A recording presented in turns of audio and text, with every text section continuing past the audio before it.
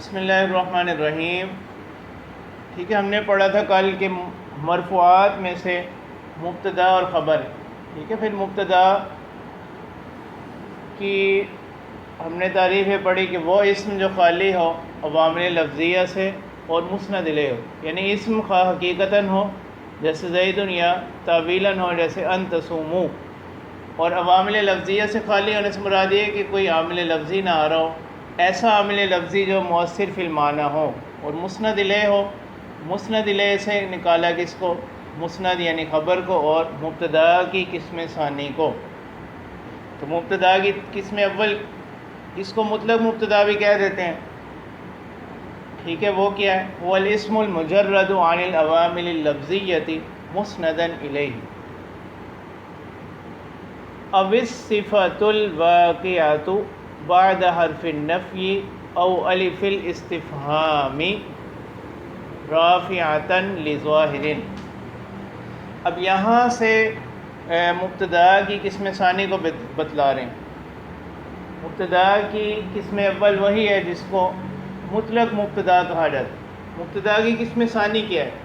مبتدا کی قسم ثانی یہ ہے کہ صیغہ صفت ہو، صیغہ صفت سے مراد اس میں فاعل، اس میں مفعول وغیرہ، اور واقع ہو حرف نفی کے بعد، جمہور کے ہاں، یا الف استفہام کے بعد، حرف نفی کے بعد یا الف استفہام سے مراد صرف الف استفہام نہیں، آگے شرح میں بتائیں گے، یعنی حرف استفہام کے بعد، یعنی الف چونکہ اس میں اصل ہے اس وجہ سے اس کو اہتمام کی وجہ سے ذکر کر دیا، وگرنہ الف استفہام سے مراد صرف الف استفہام نہیں۔ اور رافعۃ لظاہر، اور وہ صیغہ صفت جو ہے نا، اس حال میں کہ وہ رفع دینے والا ہو اپنے بعد آنے والے اسم ظاہر کو، تو اس کو مبتدا کی قسم ثانی کہا جاتا ہے، اس کو مبتدا کی قسم ثانی کہا جاتا ہے، ٹھیک ہے۔ یعنی یہ جو صیغہ صفت ہے نا، یہ اس میں بعد آنے والے اسم ظاہر کے اندر کیا بنے؟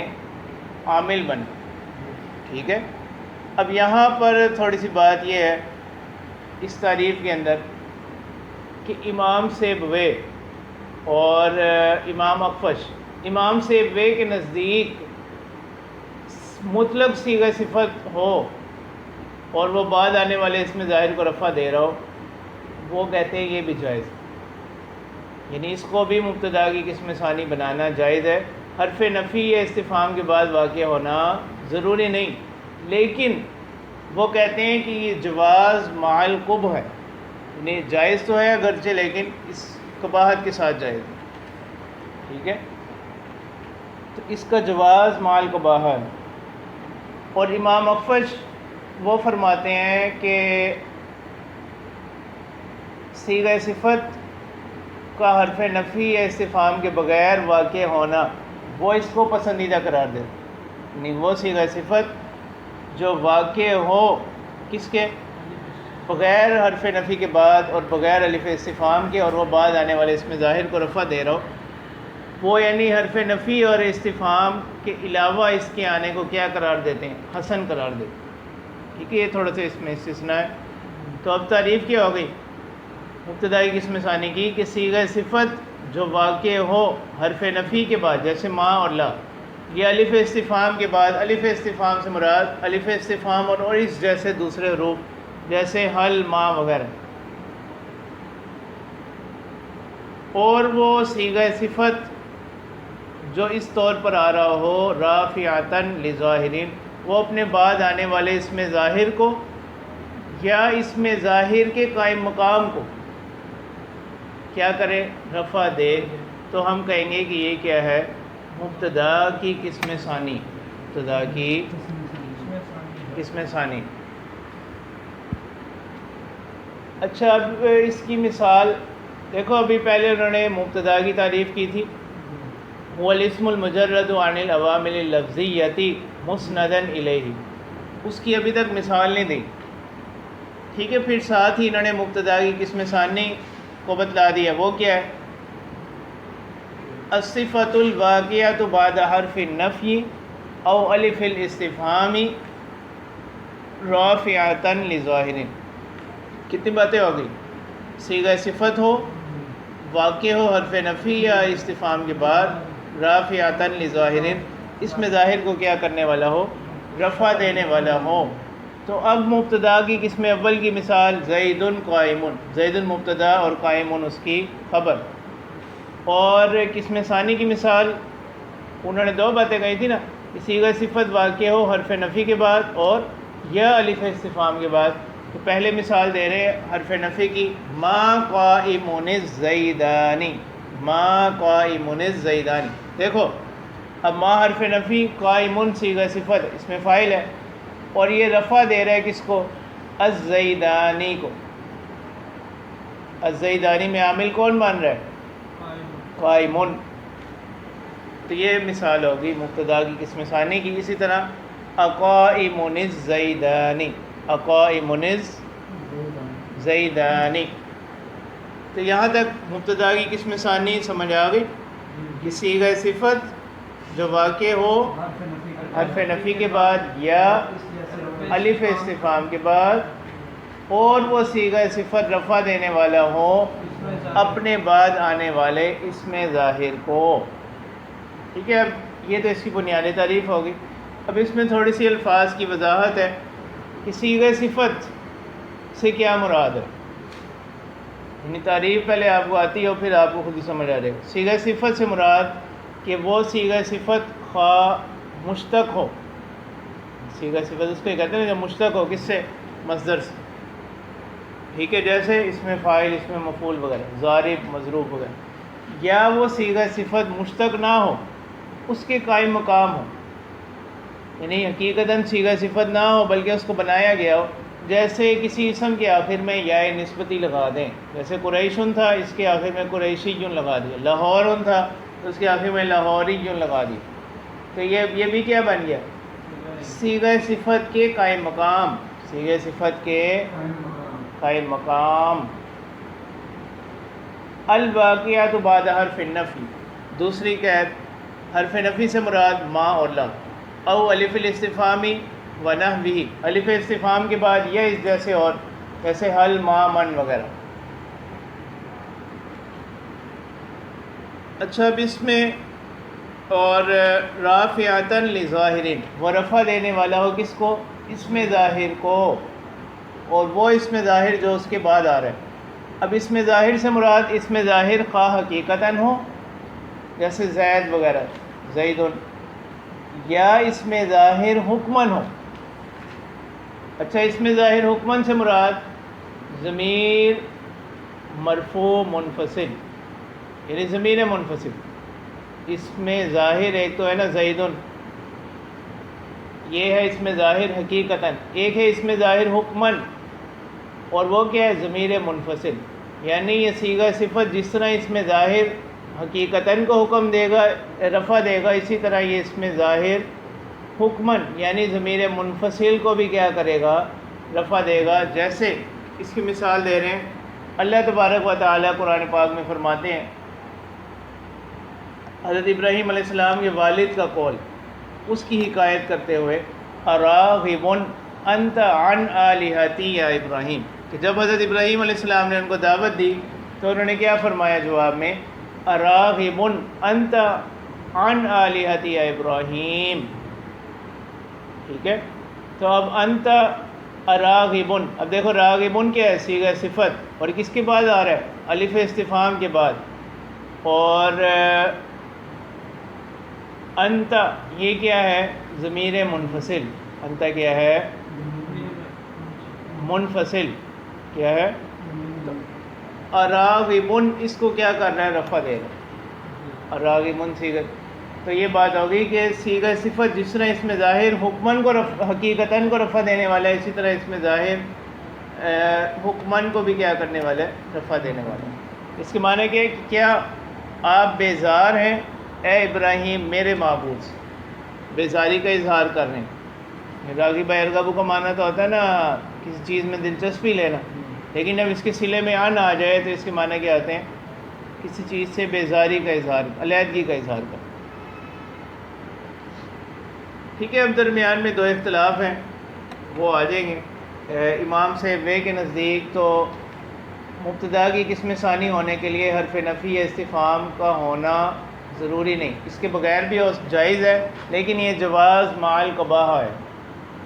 اور امام اخفش کے نزدیک جو ہے نا وہ کہتے ہیں کہ صیغہ صفت بغیر حرف نفی اور استفہام کے واقع ہو اور وہ بعد آنے والے اسم ظاہر کو رفع دے رہا ہو، یہ ان کے نزدیک حسن، وہ اس کو اچھا قرار دیتے، پسندیدہ قرار دیتے. ٹھیک ہے، اب یہ درمیان میں ایک استثناء آ گیا، جبکہ جمہور کے ہاں کیا ہے، صیغہ صفت واقع ہو کس کے بعد؟ حرف نفی یا استفہام کے بعد، حرف نفی یا استفہام کے بعد. اور یہ یعنی جمہور کے مذہب سے ہٹ کر ان کے مذاہب آ گئے، امام اخفش اور امام سیبویہ. امام اخفش اس کو پسندیدہ قرار دیتے ہیں کہ صیغہ صفت واقع ہو کس کے؟ بغیر حرف نفی اور استفہام.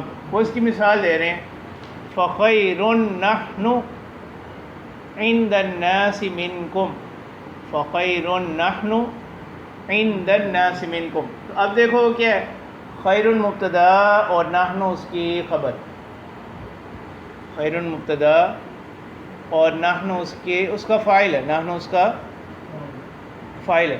فخیر اس میں تفضیل مبتدا اور نحن اس کا کیا ہے؟ فاعل ہے. نحن اس کا کیا ہے؟ فاعل ہے.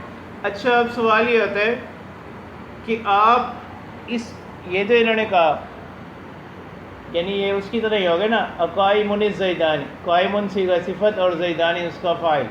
تو یہاں پر بھی خیرون صیغہ صفت اس میں تفضیل اور نحن اس کا فاعل. تو امام اخفش کہہ رہے ہیں کہ یہاں پر دیکھیں کوئی حرف نفی بھی نہیں آ رہا اور حرف استفہام بھی نہیں آ رہا، اور صیغہ صفت اپنے بعد آنے والے اسم ظاہر کو کیا کر رہا ہے؟ رفع دے رہا ہے. تو یہ بھی مبتدا کی قسم ثانی ہوئی. اچھا، اب جمہور کہتے ہیں کہ اگر شارح کہتے ہیں کہ اگر ہم اس کا جواب دیتے ہیں کہ ہم اس کو مبتدا اور خبر بنائیں، ٹھیک ہے، اس کی ایک توجیہ پیش کر رہے ہیں، وہ یہ کہ نحنو کو مبتدا بنایا جائے اور خیرون کو کیا بنایا جائے؟ خبر مقدم. کس سے؟ نحنو سے. نحنو خیرون، یعنی نحنو مبتدا اور خیرون خبر. اگر یہ ترکیب ہم یہ احتمال نکال لیں تو اس میں ایک خرابی آ رہی ہے. اس میں خرابی کیا ہے کہ اس میں تفضیل کا استعمال آپ کو پتہ ہے 3 طرح ہوتا ہے. اس میں تفضیل کا استعمال کتنی طرح آتا ہے؟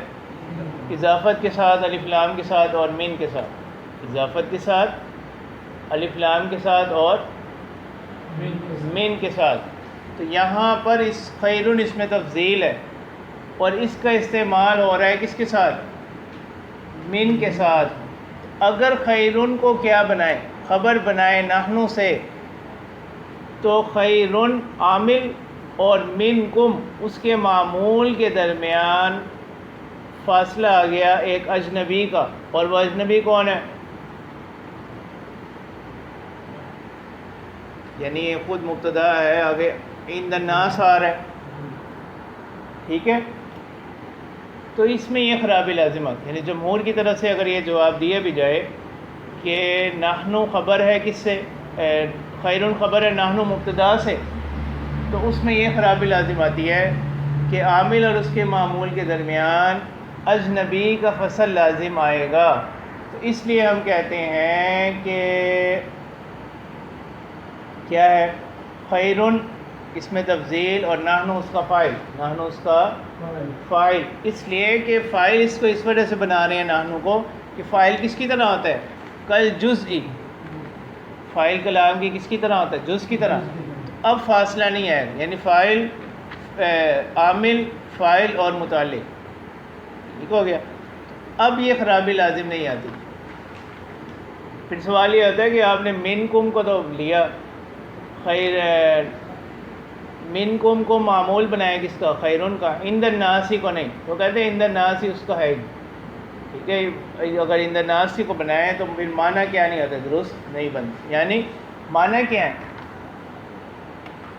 نحن خیر منکم عند الناس، یعنی ہم تم سے بہتر ہیں کس کے نزدیک؟ لوگوں کے نزدیک. یہ معنی ہے اس کی. تو یعنی عند الناس کے اندر تو بحث ہے ہی نہیں.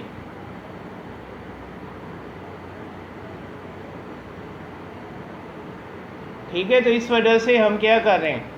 نحنو کو فاعل بنا رہے ہیں کس کے لیے؟ خیرون کے لیے، تاکہ منکم جو اس کا معمول ہے، اگر نحنو کو ہم مبتدا بنائیں اور خیرون کو خبر بنائیں تو پھر خرابی یہ لازم آتی ہے کہ عامل اور معمول کے درمیان کیا لازم آ رہا ہے؟ ایک اجنبی کا فصل لازم آ رہا ہے. کیا آ رہا ہے؟ ایک اجنبی کا فصل لازم آ رہا ہے، اور وہ کیا ہے؟ نحنو. وہ کیا ہے؟ نحنو مبتدا ہے. ٹھیک ہے، یعنی تو لہٰذا اب نحنو کا تعلق کس سے جوڑنا پڑے گا؟ خیرون سے جوڑنا پڑے گا، تاکہ یہ جو اجنبیت والا احتمال ہے نا وہ ختم ہو جائے. اس لیے اب ہم نے کہا کہ خیرون صیغہ صفت، نحنو اس کا فاعل، اور منکم اس کا معمول. تو اس میں تفضیل کا یہاں گویا استعمال ہو رہا ہے من کے ساتھ. اچھا، اب سوال یہ آتا ہے کہ امام اخفش رحمہ اللہ کی دلیل کا جواب بھی نہیں دیا. ٹھیک ہے، پھر جمہور نے ان کے مذہب کو کیوں نہیں لے لیا؟ ان کے نزدیک کیا ہے؟ صیغہ صفت کا بغیر حرف نفی اور استفہام کے واقع ہونا حسن ہے. جمہور اس کو اختیار کیوں نہیں کر لیتے؟ اب انہوں نے دلیل بھی پیش کر دی ہے شعر، اور اس پر جمہور کی طرف سے کوئی اس کا رد بھی نہیں ہے. اس کا جواب یہ ہے کہ جمہور کی طرف سے کہ امام اخفش رحمہ اللہ کا جو استدلال ہے نا وہ کس سے ہے؟ شعر سے. امام اخفش رحمہ اللہ کا استدلال کس سے ہے؟ اور دعویٰ کیا ہے؟ کہ صیغہ صفت کا بغیر حرف نفی اور استفہام کے واقع ہونا حسن ہے. یہ دعویٰ ہے، اور اس پر استشہاد دلیل کس کو پیش کر رہے ہیں؟ شعر کو. جبکہ ہمارا کلام، ہمارے جو بحث ہو رہی ہے ساری کس میں ہو رہی ہے؟ نثری کلام. اس وجہ سے جمہور نے اس کو راجح قرار نہیں دیا. ٹھیک ہے، تو یہاں تک سمجھ آ گیا مبتدا کی قسم ثانی کیا ہے؟ کہ صیغہ صفت ہو، واقع ہو حرف نفی الف استفہام کے بعد، اور وہ صیغہ صفت بعد آنے والے اسم ظاہر کو کیا کر دے؟ رفع دے دے. اچھا، باقی اس کے احکام بیان کر رہے ہیں. مبتدا کی قسم ثانی کے احکام بیان کر. وہ کہتے ہیں دیکھیے عقلاً 3 صورتیں بنتی ہیں. ایک تو یہ کہ یعنی صیغہ صفت اور بعد آنے والا اسم ظاہر دونوں تثنیہ ہوں، دونوں کیا ہوں؟ 3 صورتیں بنے گی نا. اقائمان الزیدانی، اقائمان 3 احتمالات ہیں. اقائمان الزیدانی ایک، دوسرا کیا ہے؟ اقائم الزیدانی، اور تیسرا کیا ہے؟ اقائم زید. اچھا، پہلا احتمال کیا تھا؟ اقائمان الزیدانی، یعنی صیغہ صفت بھی تثنیہ اور بعد آنے والا اسم ظاہر بھی تثنیہ. مطلب کیا ہوا کہ اس تثنیہ کے اندر جو ہے نا یہ عمل نہیں کر رہا. ٹھیک ہے، یہ کس کو لوٹ رہا ہے؟ اس کی ضمیر، اس کا مرجع کیا ہے؟ الزیدانی کی ضمیر ہے. تو لا محالہ ہم کہیں گے کہ اقائمانی خبر مقدم اور الزیدانی مبتدا، مبتدا خبر مل کر جملہ اسمیہ خبریہ. دوسرا احتمال کیا تھا؟ اقائم الزیدانی. اب دیکھو وہ والی تعریف پوری ہو رہی ہے. حمزہ استفہام، قائم صیغہ صفت، اور یہ رفع دے رہا ہے کس کو؟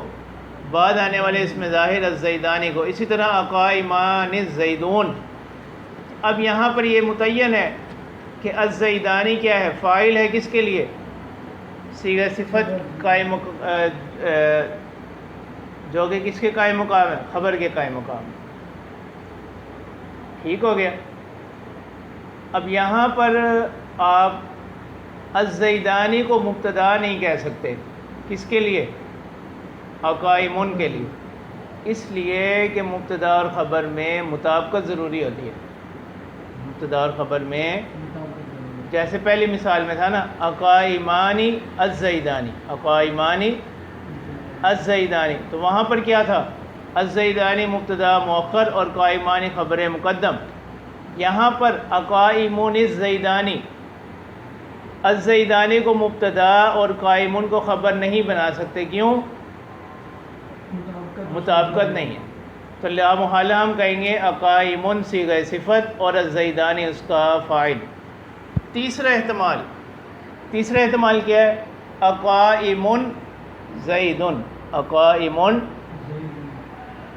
اب کیا کریں گے؟ دیکھو اقائمون زیدن، اس میں صیغہ صفت بھی کیا ہے؟ مفرد، اور بعد میں آنے والا اس میں ظاہر بھی مفرد. اب اصل یہ ہے کہ اگر صیغہ صفت اور بعد آنے والے اس میں ظاہر میں مطابقت ہو تو وہاں دونوں صورتیں جائز ہیں. وہاں جیسے آپ نے پہلی صورت میں کہا تھا اقائمانی الزیدانی، اقائمانی الزیدانی، کہ الزیدانی مبتدا اور قائم خبر، تو یہاں پر بھی اقائم زیدن، زیدن مبتدا اور قائم خبر، یہ بھی جائز ہے. اور یہ بھی جائز ہے کہ اقائم صیغہ صفت اور زیدن اس کا فاعل، زیدن اس کا فاعل. ٹھیک ہے، سمجھ آ گیا؟ اب دیکھو عبارت، اب الصفۃ الواقعۃ بعد حرف النفی. اب الصفۃ، اب وہی جو ہم نے بات کی تھی کہ صیغہ صفت خواہ حقیقتاً ہو یا تعویلاً ہو، سواء کان مشتقاً، برابر ہے کہ وہ صیغہ صفت چاہے مشتق ہو، کضارب و مضروب و حسن، اسی طرح او جاریۃ مجراہا، یا مشتق تو نہ ہو، مشتق کے قائم مقام ہو، کا قریشی، کہ اصل میں کیا تھا؟ قریشن، اس کے آخر میں یا نسبتی لگا کر اس کو کیا بنا دیا؟ صیغہ صفت کے قائم مقام بنا دیا. الواقعۃ بعد حرف النفی کما ولا، حرف نفی کی وضاحت آ گئی. او الف الاستفہام و نحوہ، یا الف استفہام کے بعد واقع ہو یا اس جیسے، اور کا حل و ما و من. وعن سیبویہ جواز الابتداء بها من غیر استفہام و نفی، لیکن مع قبح، یعنی امام صاحب کے نزدیک صیغہ صفت سے ابتدا جائز ہے، کس کے بغیر؟ استفہام اور نفی کے بغیر، لیکن کس کے ساتھ؟ قباحت کے ساتھ. والاخفشی، تو اس کا عطف کس پر ہو رہا ہے؟ سیبویہ پر. ٹھیک ہے، امام سیبویہ جو ہے نا یہ یعنی دوسری صدی ہجری کے ہیں، اور عمر بن عثمان یہ ان کا نام. ٹھیک ہے، سیبویہ ان کا لقب مشہور ہو گیا، اور مختلف اس کی توجیحات ہیں کہ ان کے رخسار سرخ تھے. ٹھیک ہے، مزاج کے اندر بہت زیادہ ان کی نرمی تھی، تو اس کو سیب سے تشبیہ دے کر ان کو سیبویہ کہہ دیا. اور یہ فوت ہوئے 180 ہجری میں. ٹھیک ہے، بعض حضرات نے کہا کہ ان کے جسم سے جو ہے نا سیب کی خوشبو آتی تھی اس وجہ سے. اور اخفش، امام اخفش ابو الحسن سعید بن مسعدہ، ان کی وفات ہے 315 ہجری میں. تو ان کی آنکھیں چونکہ چھوٹی چھوٹی تھی اس وجہ سے ان کو اخفش کہہ دیتے. ان کا لقب جو ہے نا اخفش مشہور ہو گیا. بصریین میں سے ہیں. نحویین کے دو بڑے طبقات ہیں، بصریین اور کوفیین، تو یہ بصریین میں سے ہیں. والاخفشی، تو اس کا عطف کس پر ہو رہا ہے؟ سیبویہ پر. وعن الاخفشی، اور امام اخفش سے یرا ذالک حسنا، وہ اس کو سمجھتے ہیں اچھا. کس کو؟ یعنی صیغہ صفت سے ابتدا کرنے کو بغیر حرف نفی اور استفہام کے. ذالکہ کا مشار لے کیا ہوگا؟ صیغہ صفت سے ابتدا کرنا بغیر نفی اور استفہام کے. یرا ذالکہ حسنا، وہ اس کو کیا قرار دیتے ہیں؟ پسندیدہ. وعلیہ قول الشاعر، اور اسی پر شاعر کا قول ہے، فخیر نحن عند الناس منکم، فخیر نحن عند الناس منکم. فخیر مبتدا ونحن فاعلہ. اب اس کی ترکیب کر رہے ہیں کہ خیرن کیا ہے؟ مبتدا، یعنی صیغہ صفت مبتدا، ونحن فاعلہ، نحن اس کا فاعل. اچھا، دوسرا احتمال کیا ہے؟ ولو جعل خیر خبرا عن نحن، اگر آپ کیا بنا لیں؟ خیرن کو خبر بنائیں کس کی؟ نحن مبتدا کی لفصل بین اسم تفضیلی و معمولہ الذی ہوا من باجنبی. اگر آپ کیا بناتے ہیں، پہلے تو ہم نے یہ کہا نا خیر مبتدا اور نحن اس کا فاعل. اگر خیر کو خبر بنائے نحن کی تو کیا لازم آئے گا؟ فصل لازم آئے گا اس میں تفضیل اور اس کے معمول. اس کا معمول کون ہے؟ من کے درمیان کس کا؟ باجنبی.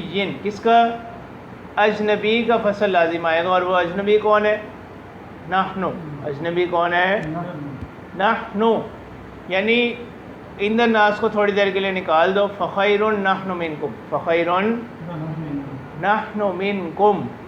تو اب دیکھو خیرن کو آپ نے بنایا خبر، نحن کو مبتدا، اور منکم کس کے متعلق ہے؟ خیرن اس میں تفضیل کے. تو اب درمیان میں فصل لازم آ گیا. درمیان میں کیا لازم آیا؟ فصل لازم آ رہا ہے. کس احتمال میں؟ اگر خیرن کو خبر بنائیں کس کی؟ نحن کی. جبکہ ہم نے خیرن کو کیا بنایا؟ مبتدا، اور نحن کو اس کا فاعل، اور منکم اس کا خود ہی معمول بن جائے گا. تو وہ کہتے ہیں اگر اس کو خیرن کو خبر بنائے نحن سے لفصل بین اسم تفضیلی و معمولہ الذی هو من باجنبی، تو فصل لازم آئے گا اس میں تفضیل اور اس کے معمول جو کہ من ہے اس کے درمیان کس کا؟ اجنبی کا. اور وہ اجنبی کون ہے؟ نحن. وہو غیر جائز، اور یہ کیا نہیں ہے؟ جائز نہیں ہے. کیوں؟ لضعف عملہ، اس کے عمل کے کمزور ہونے کی وجہ. اس لیے کہ اس میں تفضیل جو ہے نا وہ کبھی عامل نہیں ہے. کبھی عامل میں تو مسئلہ نہیں ہوتا، اس کا معمول اور اس کے درمیان فصل آ بھی جائے خیر ہے. لیکن اس میں تفضیل جو ہے نا کمزور عامل ہے، تو کمزور عامل اور اس کے معمول کے درمیان فصل لازم نہیں آنا چاہیے. ٹھیک ہے؟ بخلاف ما لو کان فاعلا، بخلاف اس صورت کے کہ خیرن کو مبتدا بنائیں اور نحن کو اس کا فاعل بنائیں، اس صورت میں یہ خرابی لازم نہیں آئے گی. لکونہ کالجزء، اس لیے کہ فاعل کس کی طرح ہوتا ہے؟ کلام کے جز کی طرح ہوتا ہے. جزء یعنی عامل کے جز کی طرح ہوں گے نا. تو اب خیرن اور منکم کے درمیان فصل لازم نہیں آئے گا. جب آپ کیا بنائیں؟ نحن کو خیرن کا کیا بنائیں؟ فاعل. خیرن مبتدا، نحن فاعل، اور منکم جار مجرور مل کر خیرن کا معمول. ٹھیک ہے؟ اب فصل لازم نہیں آ رہا. بخلاف اس صورت کی اگر آپ کیا کہتے ہیں خیرن خبر نحن مبتدا، اب خیرن اور منکم کے درمیان اجنبی یعنی نحن کا فصل لازم آ رہا. رافعۃ لظاہرین، اور وہ صیغہ صفت رفع دینے والا ہو اس میں ظاہر کو، او ما یجری مجراہ، یعنی اس میں ظاہر سے مراد حقیقتاً اس میں ظاہر ہو جیسے زید وغیرہ، یا اس کے قائم مقام. وہو الضمیر المنفصل، اور وہ کیا ہے؟ لئلا یخرج عنہ، تاکہ اس سے اس قسم کی مثال نہ نکلے. نہ وہ قوله تعالی، جیسے کہ اللہ تعالیٰ کا قول راغب انت عن آلہتی یا ابراہیم. تو یہاں پر راغب کیا ہے؟ صیغہ صفت، اور وہ واقع ہو رہا ہے کس کے بعد؟ استفہام کے بعد. انت، اور یہ صیغہ صفت رفع دے رہا ہے کس کو؟ انت کو، کہ کیا آپ بیزاری کا اظہار کرتے ہیں میرے معبودوں سے اے ابراہیم، یعنی والد اپنے بیٹے سے کہہ رہے ہیں. واحترز بہ، اسی طرح یہ جو انہوں نے کہا نا کہ صیغہ صفت رفع دینے والا ہو کس کو؟ اس میں ظاہر کو. اس سے اعتراض ہے اس قید سے، اس قسم کی مثالوں سے. اقائمان الزیدانی، تو اب یہاں پر دیکھو الزیدانی اگرچہ تثنیہ ہے لیکن اس کو رفع کس نے دیا؟ اقائمانی نے نہیں دیا. اقائمانی نے زیدانی کو رفع کیوں؟ لأن اقائمانی رافع لضمیر عائد الی الزیدانی، اس لیے کہ قائمانی رفع دے رہے کس کو؟ اس ضمیر کو جو کس کی طرف لوٹ رہی ہے؟ اچھا، پھر دوسری بات یہ بھی یاد رکھو کہ یہ ضمیر متصل ہے. یہ کون سی ضمیر ہے؟ اقائمانی کے اندر جو ضمیر ہے وہ کون سی ضمیر ہے؟ متصل ہے.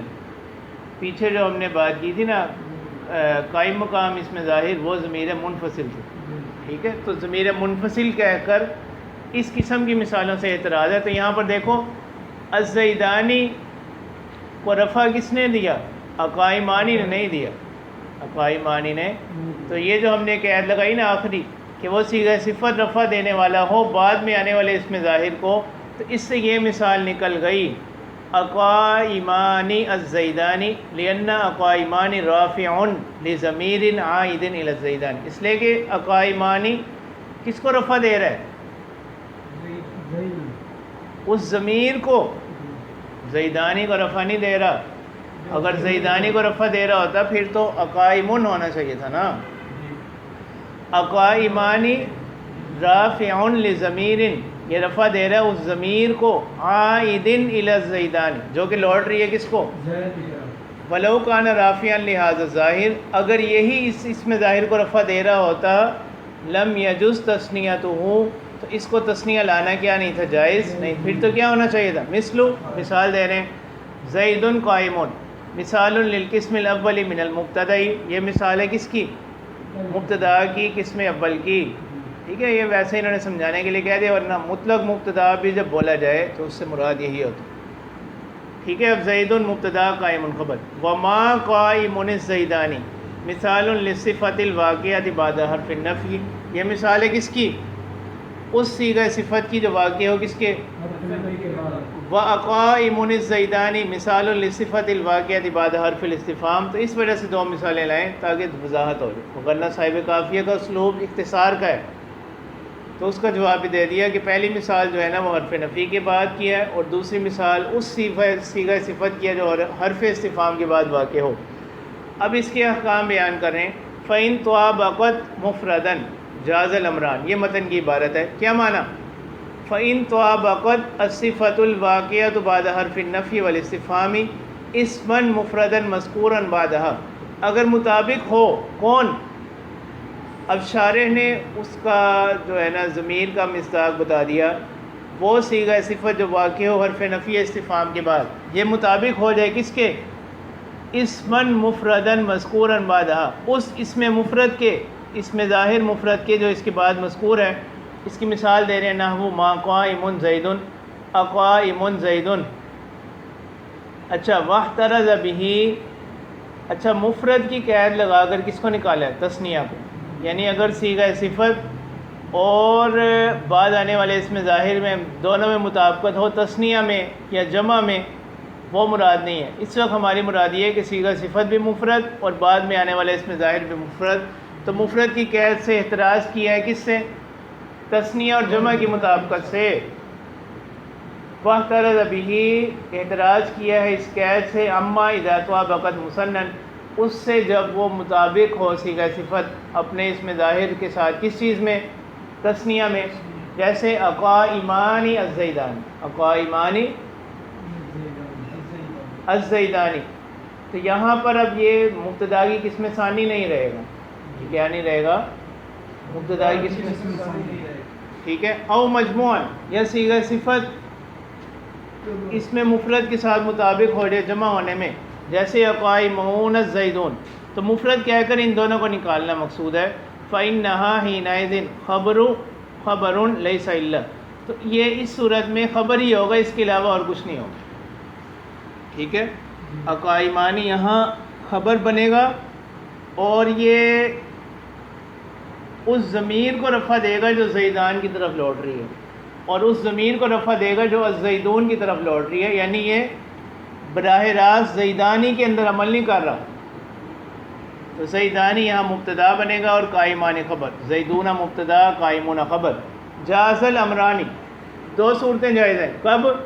جب صیغہ صفت بھی مفرد ہو اور بعد میں آنے والے اسم ظاہر بھی مفرد ہو. دو صورتیں جائز ہیں. کون کون سی؟ کون الصفت مبتداً وما بعدها فاعلها يسد مسد الخبر. ایک تو یہ کہ آپ صیغہ صفت کو کیا بنا لیں؟ مبتدا، اور اس کے ما بعد کو اس کا فاعل بنا لیں جو کس کے قائم مقام ہو؟ خبر. جیسے آپ کہیں قائمون مبتدا، زیدن اس کا فاعل، زیدن اس کا فاعل. اچھا جی. اور دوسرا احتمال کیا ہے؟ وَكَوْنُ مَا بَعْدَهَا مُبْتَدَأً وَالصِّفَةِ خَبَرًا مُقَدَّمًا عَلَيْهِ. یعنی قائمٌ زید، ما قائمٌ زیدن، یہ ہے نا آپ کے پاس. آپ نے اب کیا بنایا؟ قائمٌ کے بعد کون آ رہا ہے؟ ما قائمون کے بعد کون آ رہا ہے؟ زیدن.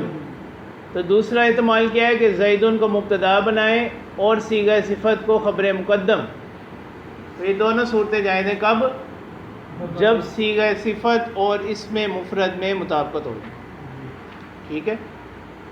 اب سمجھانے کے لیے آگے خود ہی بتا رہے ہیں. فہا ہنا ثلاث صور، یہاں پر کتنی صورتیں ہیں؟ 3. پہلی صورت یہ ہے کہ صیغہ صفت بھی تثنیہ اور بعد آنے والا اس میں ظاہر بھی تثنیہ. احداها اقائمان الزیدان ویتعین حینئذ ان یکون الزیدان مبتدأ واقائمان خبرا مقدما علیہ. تو یہاں پر یہ بات متعین ہے. الزیدانی کیا بن رہا ہے؟ مبتدا. واقائمان خبرا مقدما علیہ، اور قائمانی کیا بن رہا ہے؟ خبر مقدم. اور پیچھے ہم نے پڑھ بھی لیا کہ یہاں پر الزیدانی کو رفع کون دے رہا ہے؟ ابتدا دے رہا ہے، اقائمانی نہیں دے رہا. اور اقائمانی کی ضمیر کس کو لوٹ رہی ہے؟ الزیدانی. ٹھیک ہے. وثانیہ دوسرا احتمال کیا ہے؟ اقائم الزیدانی، یعنی اقائم صیغہ کون سا ہے؟ واحد. اور الزیدانی کیا ہے؟ اس میں ظاہر اور تثنیہ ہے. تو یہاں پر یہ بات متعین ہو گئی کہ ان یکون الزیدانی فاعلا لصفتی. تو یہاں پر کیا ہے؟ صیغہ صفت مبتدا اور الزیدانی اس کا فاعل قائم مقام کس کے؟ خبر کے. ٹھیک ہو گیا. اچھا اب اگر ہو اقائمون الزیدون پھر کیا ہوگا؟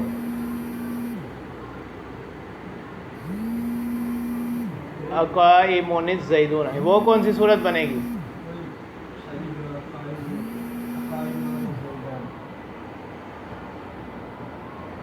اقائمون الزیدون. وثالثتها، اور تیسرا احتمال یہ ہے اقائمون زیدون، یعنی صیغہ صفت بھی مفرد اور بعد آنے والے اس میں ظاہر بھی مفرد. ویجوز فیہ الامران، اس میں دونوں صورتیں جائز ہیں. کما عرفت، جیسا کہ آپ نے ابھی جان لیا. یعنی چاہے تو صیغہ صفت کو مبتدا بنائیں اور زیدن کو اس کا فاعل قائم مقام خبر کے. چاہے تو کیا کر لیں؟ زیدن کو مبتدا مقدم اور قائمن کو کیا؟ مبتدا مؤخر اور قائمن کو خبر مقدم. اچھا اب یہ تینوں آپ کے سامنے آ گئے. ٹھیک ہے. ایک میں مبتدا خبر کی ترکیب ہو رہی ہے، ایک میں صیغہ صفت اور ماں بعد اس کا فاعل کی ترکیب ہو رہی ہے. تیسرے میں دونوں صورتیں جائز ہیں، یعنی پہلی صورت بھی بنا سکتے ہیں، دوسری بھی بنا سکتے ہیں. اب دیکھو اگر ہو اقائمون الزیدون پھر کیا ہوگا؟ یہ ان تینوں میں سے کون سا احتمال وہاں آئے گا؟ اقائمون الزیدون. باقی یہ ساری اس کی بحث پوری ہو گئی ہے مبتدا کی قسم ثانی کی. جی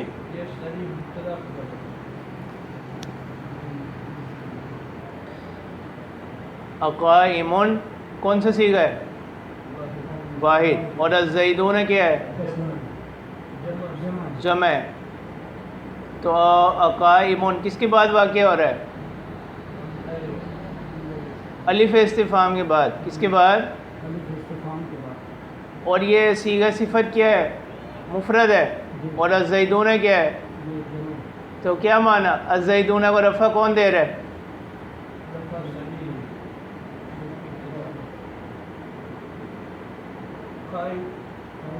قائمون دے رہا ہے نا. اگر رفع ابتدا دے رہا ہوتا تو پھر تو قائمون ہونا چاہیے تھا. ٹھیک ہے. الزیدون کو رفع کون دے رہا ہے؟ قائمون.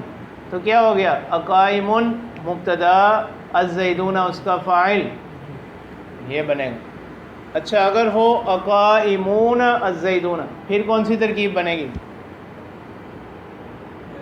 اقائمون الزیدون. تو یہاں پر کیا بنے گا؟ دونوں جمع ہیں. تو پھر یہ کون سی ترکیب بن جائے گی؟ مبتدا اور خبر والی. الزیدون مبتدا مؤخر اور قائمون خبر مقدم.